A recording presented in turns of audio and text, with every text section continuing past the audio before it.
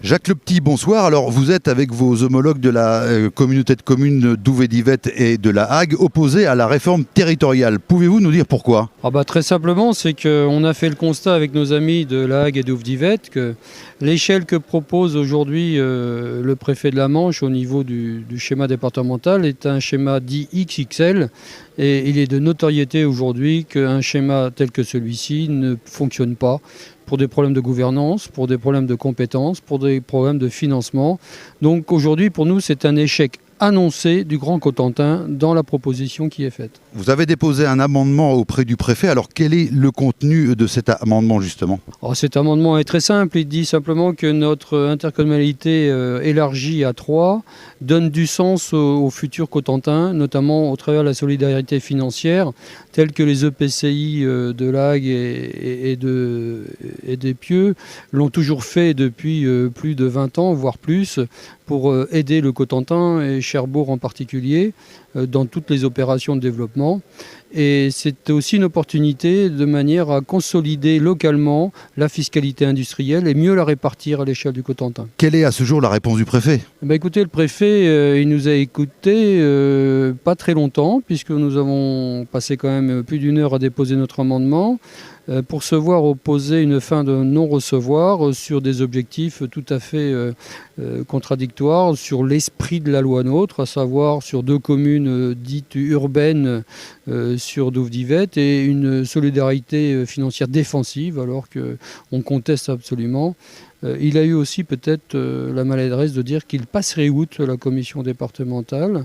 Donc ça veut dire que les élus qui se sont prononcés à 100% contre le schéma localement, aussi bien les communes que les intercommunalités, et les élus de la commission départementale, on passe outre leur avis également. De quelle façon entrevoyez-vous l'avenir ? Et j'ai cru entendre tout à l'heure qu'il était prévu un déplacement sur Saint-Lô. Écoutez, l'avenir c'est la semaine prochaine, c'est le 14 à 15h30 où la nouvelle commission va se remettre en place. Cette commission-là va donc statuer sur notre amendement et donner au préfet la possibilité de passer outre s'ils suivent effectivement. Donc ça veut dire que nous allons amener avec nous quand même les élus qui se sentent concernés sur cette situation. Alors moi je suis habitant dans la Hague, quel sera l'impact sur ma vie ? L'impact sur la vie à la Hague, si on y travaille, il faudra effectivement prendre en compte une nouvelle fiscalité augmentée pour le groupe Areva. Mais plus particulièrement pour les habitants, comme pour les habitants de la communauté de communes des Pieux, ça va être une difficulté de maintenir les services publics au niveau actuel, bien évidemment, puisque tout ce qui est compensation et attribution de charges ne seront pas facilement, voire impossible, d'être redistribués. Donc la perte de la fiscalité industrielle qui, jusqu'à présent, nous permet de tenir à un haut niveau nos équipements et nos investissements pour accueillir la population qui aussi travaille sur ces installations. Effectivement, il y aura quelques difficultés d'avoir des votes concertés unanimes à l'échelle de quand même 268 conseillers.